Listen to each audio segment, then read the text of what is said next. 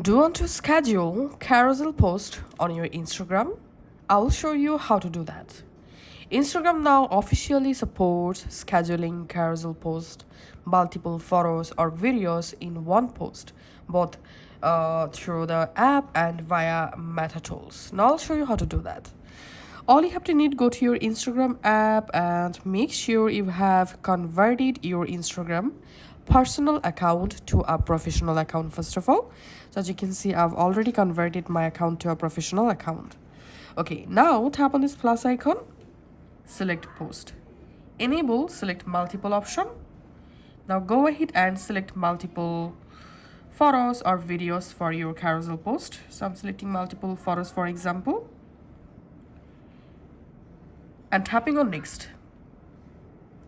And then here we can see all my posts are showing.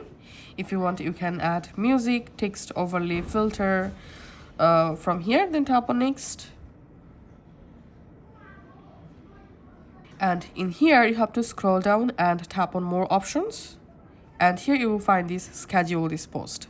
If you don't see here this option, schedule this post, then must convert your personal account to a professional or business account.